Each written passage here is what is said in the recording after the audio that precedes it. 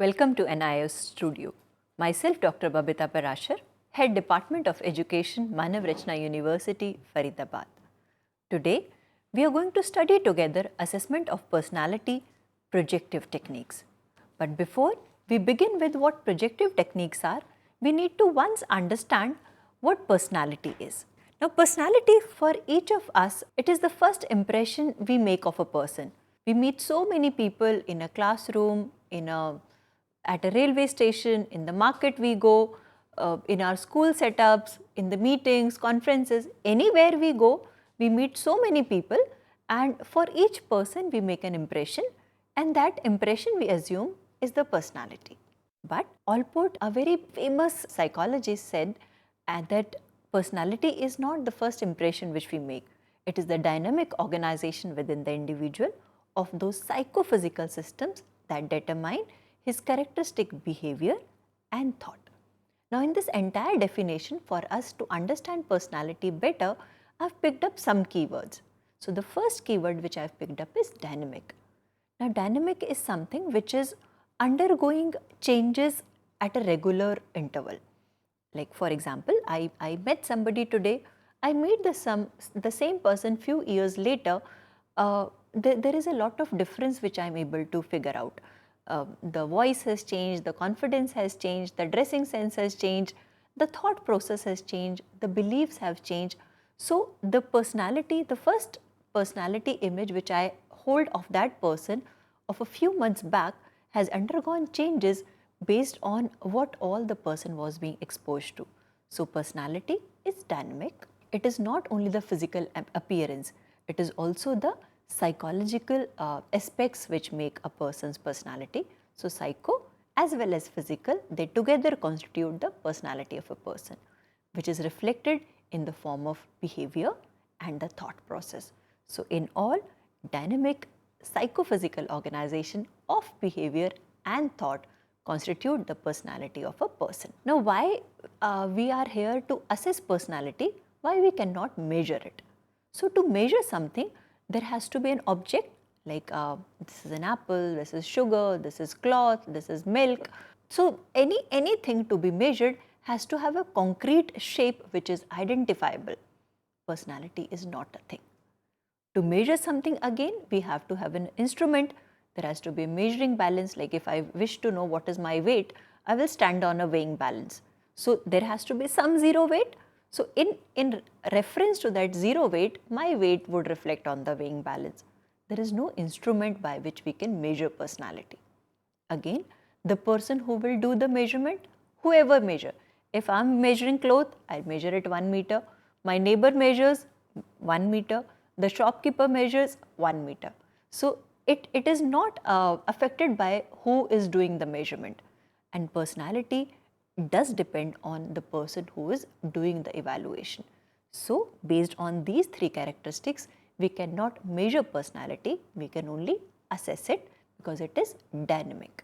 Now, again, just to recall what we have said, that whenever you say that I want to measure this, you have an object, a picture of the object.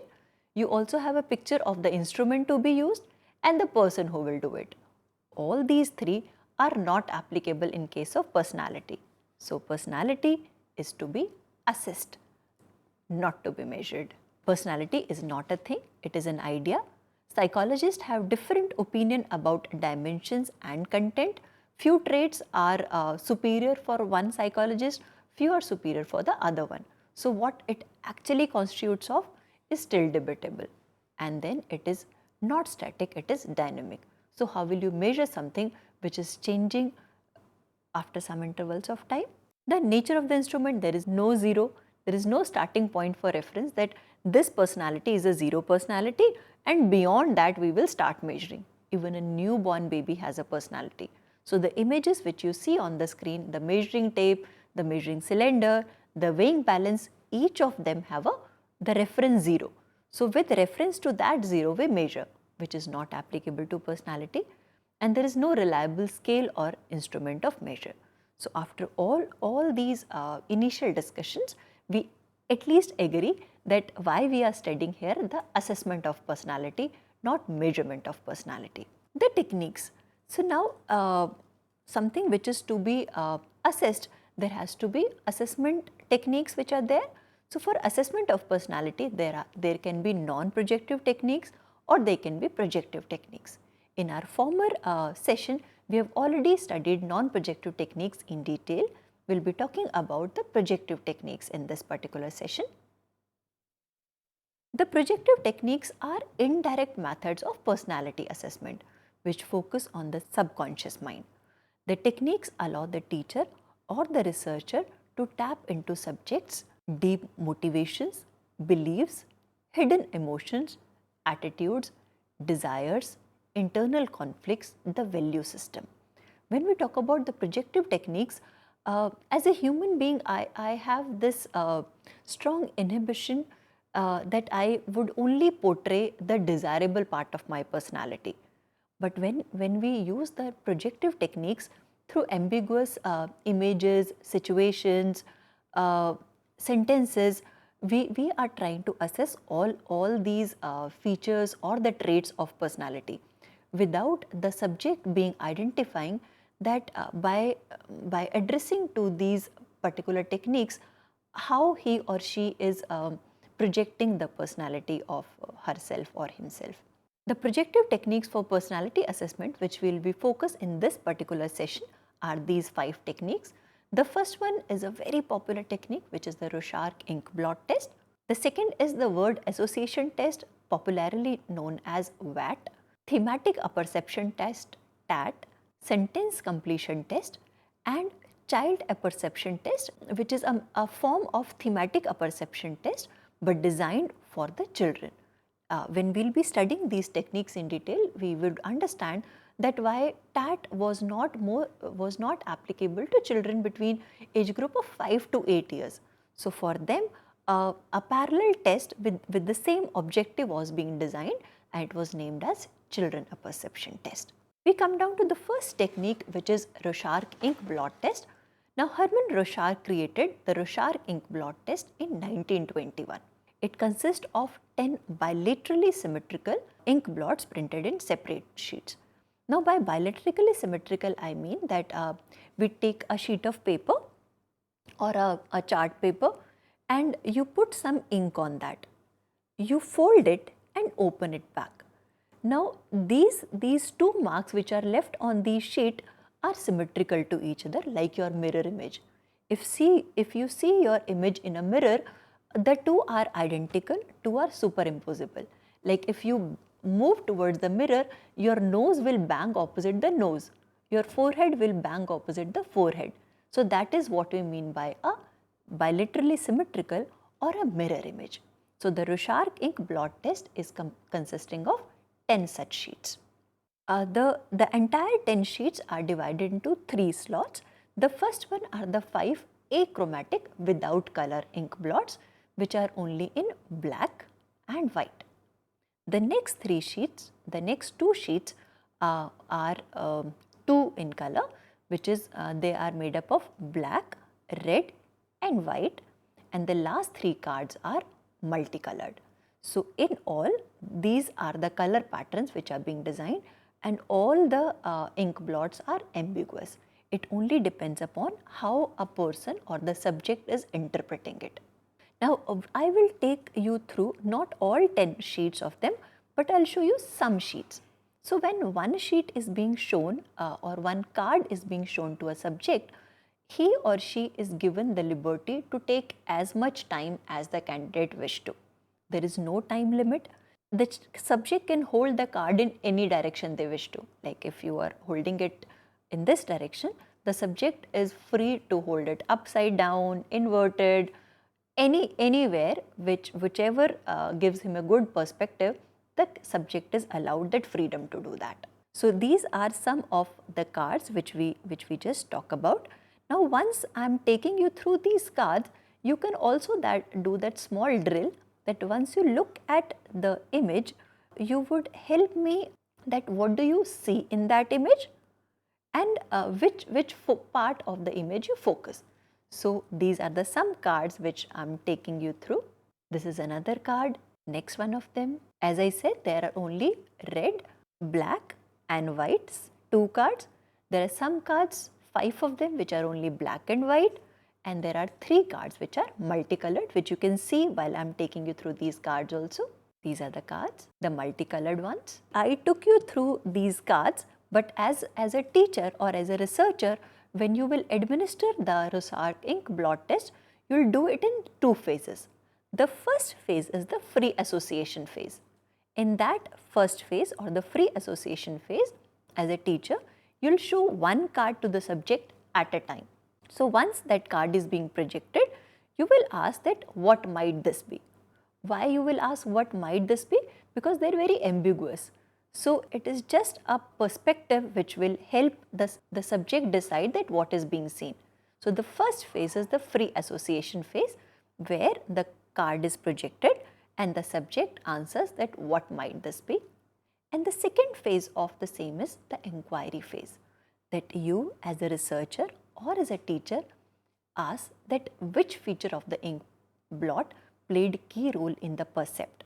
The percept is the perception of an image. Like if I take you back these cards, like if this card is there, so once the child has shared with you the percept, you as a teacher would inquire further that what has led to you, which part of this image you focused, and why this. So, it is an animal image, it is a human image, it is some part of the human image or the animal image, it is living, it is non-living, it is clouds, you can see it is as a wall from where the paint has been chipped off. So, then as a researcher or as a teacher, you will inquire further to know that how that percept was being formed. So, this is it. Then how will you score the responses? These are the 4 basic areas where you will focus on. First is the location, the second is the contents, originality and determinants. So, these are the basic scoring areas where you as a D.El.Ed. Rorschach ink blot test is a standardized test. These are the kits available with all the administering rules. So, lot of training need to be required at the level of the teacher or researcher to use it effectively. Now, the second projective technique which we come down to is the word association test. Contrast to the Rorschach ink blot test, where we were giving ample time. By ample I mean as much time as the subject wish to take. As a researcher or as a teacher, you will give them. But when it comes to the word association test, it's a rapid fire response. Like you will give one word and immediately the respondent should reply. So, maybe like for 2 seconds you will display the word, and then maybe next 2 seconds you will give them to come down to. So, the moment the teacher says mother, immediately the first thing which comes to the mind of the subject, they need to respond. Marriage, happiness, money. So, since there is no time being given to think or to frame or to cook an answer, the first response which comes out in the word association test would help the researcher or the teacher to have a very fair idea of it. But yes, the time need to be monitored very strictly. The thematic apperception test, the next test in the projective category. The Henry Murray in 1943 gave the thematic apperception test. When TAT was being designed, it was basically designed to know the level of aspiration or achievement in a subject. But later on, by the kind of responses which were being received for TAT on the subjects which it was administered, it was applied or administered for the thorough assessment of a personality. Now, what instructions are to be given to the subject? I'll also share with you the various cards of TAT. The first is that what is going on in the picture. The TAT is comprised of the situations from a real life. These are the situations which me, you, your neighbor, any acquaintance, they have come across.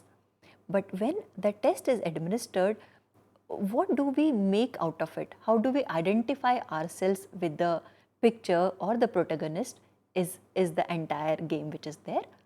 So, we ask the subject that what is going on in the picture, what led to this scene, and what would likely happen to in this situation. Now these are the some of the pictures which have been taken from TAT. The TAT comprise of the 30 pictures which are the real situations. As you can see in these two, if you see them as a respondent, so it is subject subconsciously reveals his or her own personality. Like if we focus on picture 1, we can see in the background it is a farm, so there is an old lady standing and there is a young lady which is there. Now if it is being administered on adolescence age group, the candidate would identify himself or herself as someone who is ambitious, who doesn't wish to go back to farming because he has seen his parents toiling hard, still the father being suiciding because of the loans and everything. So although the subject would not know, but when all the 30 cards are being administered, subconsciously they will be able to identify themselves with the situations, and they will be able to express them in terms of their hidden emotions, attributes, aspirations, dreams, motivations. So as a teacher, you would be able to identify the aspiration level of the subject. The same in the second picture also. The next test which is being done in the projective technique category is the sentence completion test. The sentences which are being used here, it can be a variety of sentences. There are some tests which are standardized sentence completion tests, which are given across the world by different psychologists. We can also have our own sentence completion test based on the group which we are dealing with, the kind of challenges you are feeling with the group, and then you can do the personality assessment. Like if I read out the sentence, I like to. So if the candidate is undergoing a lot of peer pressure, the child might able to wish to complete the sentence, I like to run away from my classroom. My childhood has been beautiful. The other child, my childhood has been adventurous. My childhood has been struggling. My childhood has been a fairy tale. So every time a different respondent answer a question, they will talk about what they have gone through, because you are not giving them a lot of time to cook the answers. I often dream of living in a villa. I often dream of a air journey. I often dream of seeing myself on a TV screen. So through these answers or sentence completion test, I am able to know that what are the hidden emotions in my classroom, and then on the basis of them, I might be able to counsel them for the skills they opt for. Like if I've always dreamt of looking beautiful, so maybe this is the group who will be more equipped for a beauty industry as a skill training technique. So these sentence completion tests talk a lot about the personality of the class you are dealing with. I'm worried over my father's health. I'm worried over my brother's education. I'm worried over my principal's transfer. I'm worried over my early marriage. My hero is my father. My hero is my brother. My hero is Narendra Modi. Through all these answers or sentence completion test, as a teacher, you are able to know the personality traits of a class, and then also the hidden emotions, the challenges, the inhibitions, the motives, and then it helps a lot a teacher to take the class in the right direction. The child apperception test, as I shared in the beginning slides, it was being given by Leopold Belloc and Sonia Soer-El-Belloc, the couple, in 1949. Now, this couple was parent of a couple of children, and then they always felt that each child was special in his or her own ways. Although they were giving the same kind of parenting to each child, but they were being shaped or groomed in different directions. Motivated by that, these parents came up with the child apperception test. The child apperception test is parallel to TAT, the thematic apperception test, which we just talked about, the real life situations, ambiguous ones, and the and the subject identifies and expresses. The same way in the child apperception test, the cards are more about the animal figures, because in the age group of 5 to 8 years, the children are basically in a fantasy world. So they read fables, they know that rabbits can fly, they know that a bear can talk. So based on all those situations, this couple designed the child apperception test. I'll share with you some of the slides of them. So these are the slides. So if you see the first slide, which is about a chicken family. Now if the child is being asked to write a story on the first picture, and the child identifies himself as a part of a happy, healthy family, they'll talk about the mother feeding the children, it is the siblings or it is the cousin, or if the child is the only child, so they might also express that my neighbor's family have 3 children, they all eat together, the mother feeds them all together, but it is not so in my case. So that is why that is how you can come to know that the child is very lonely at home and is striving for a group of a similar age band. And then in the next picture, if we see, so there is a lion who is sitting on a chair. The walking stick shows that it is getting old and needs some support. So maybe the child would identify the lion with the grandfather, with a lot of time which is required. So this is child apperception test. We'll have a quick recap. In this particular session, we studied about personality, that how it is dynamic, psychophysical, and behavior traits how are being a part of it. Why it cannot be measured but assessed, because it is not a thing, there is no instrument to measure it, and the various projective techniques which we talked about. So thank you for being with me in this session and happy learning.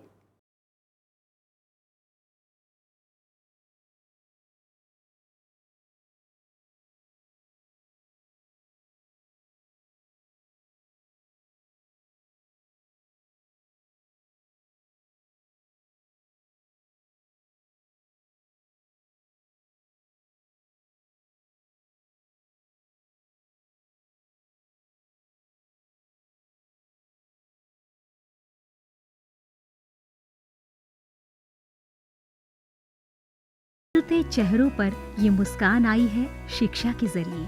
ये मुस्कान आई है national institute of open schooling यानी NIOS के जरिए। National institute of open schooling या राष्ट्रीय मुक्त विद्यालयी शिक्षा संस्थान, इस संस्थान का एक बड़ा उद्देश्य है आम आदमियों के जीवन को बेहतर बनाना। ऐसे लोग जिनके लिए शिक्षा एक दूर का सपना है, या वे बच्चे जो परिवार की रोजी रोटी कमाने के लिए बीच में ही स्कूल छोड़ने पर मजबूर हो जाते हैं। NIOS ऐसे बच्चों और बड़ों को दोबारा शिक्षा से जुड़ने का मौका मुहैया कराता है ताकि वे एक बेहतर जीवन जी सकें। 1989 में स्थापना के बाद NIOS ने देश के लाखों बच्चों और वयस्कों को बेहतर शिक्षा से जोड़ा है। इनमें हर उम्र, हर पृष्ठभूमि, हर जाति, हर मजहब और हर क्षेत्र के लड़के लड़कियां, महिलाएं और पुरुष शामिल हैं। बढ़ई से लेकर पायलट, डॉक्टर, इंजीनियर, बेकर और दर्जी तक NIOS कोशिश कर रहा है सबको शिक्षित और सशक्त बनाने की, चाहे वो असम के दूर दराज इलाके में रहने वाला हो या फिर मुंबई जैसे महानगर का। NIOS ने अपनी मौजूदगी हर जगह दर्ज कराई है। NIOS ने शिक्षा की परंपरागत सोच को ही बदल दिया है। वो पढ़िए जो हम पढ़ाते हैं की जगह NIOS की नई सोच है, हम वो पढ़ाते हैं जो आप पढ़ना चाहते हैं। इस नई सोच ने लोगों को आगे बढ़ने और NIOS के साथ जुड़ने के लिए प्रोत्साहित किया है। शिक्षा उपलब्ध कराने के मामले में NIOS किसी सीमा को नहीं मानता, उम्र की सीमा को भी नहीं। चंडीगढ़ के गणेश के लिए भी NIOS एक वरदान साबित हुआ। NIOS शारीरिक रूप से अक्षम बच्चों को भी बेहतर शिक्षा मुहैया कराने के लिए पूरी तरह प्रतिबद्ध है। ऐसे बच्चों के लिए शिक्षा न केवल रोजगार के द्वार खोलती है, बल्कि उन्हें आत्मविश्वास और गर्व के साथ जीना भी सिखाती है। NIOS खेल के इन सितारों को उनकी सुविधा और समय के अनुसार बेहतर शिक्षा उपलब्ध कराता है। मेरी कॉम, सोमदेव देववर्मन, देविका रेबेका पल्लिकल, अरमान इब्राहिम, प्रद्युमन प्रकाश और अमयजोत सिंह। NIOS सीमा पर खड़े उन प्रहरियों को भी शिक्षा से लाभान्वित करता है जो देश की सुरक्षा के लिए अपनी जान की बाजी लगाने से भी नहीं चूकते। सच तो ये है कि NIOS की पहुंच हर ओर रहती है, चाहे वो दूर दराज के आदिवासी हो या जेल की कोठरी में बंद कैदी या फिर ग्रामीण और शहरी क्षेत्रों के गरीब निवासी। देश में कहीं भी कोई भी व्यक्ति, स्त्री, पुरुष, लड़का, लड़की, अमीर, गरीब शिक्षा से वंचित न रहे। राष्ट्रीय मुक्त विद्यालयी शिक्षा संस्थान का यही मिशन है।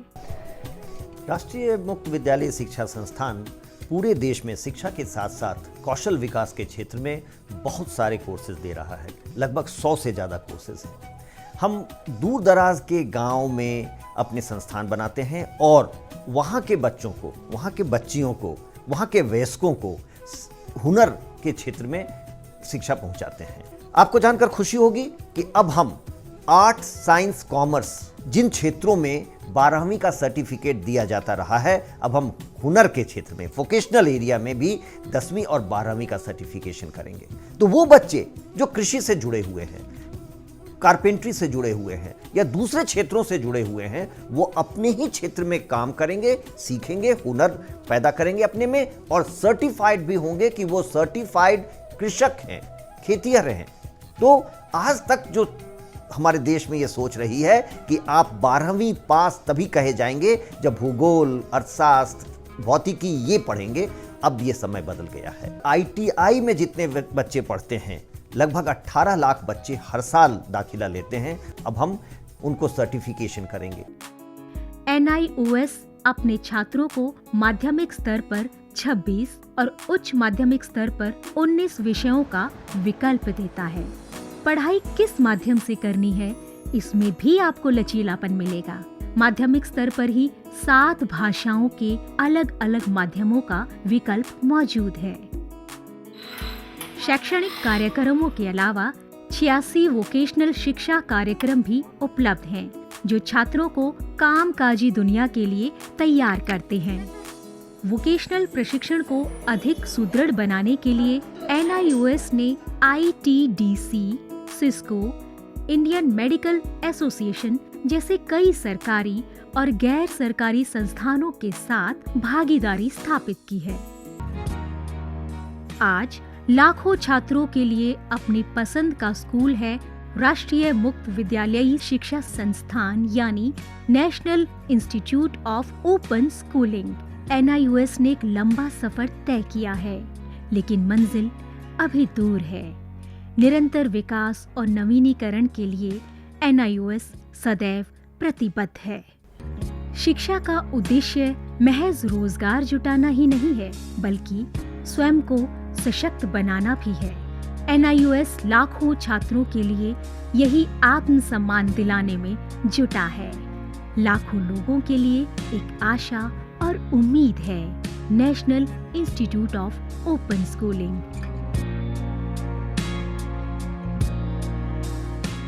शिक्षा सबके लिए, कहीं भी, कभी भी।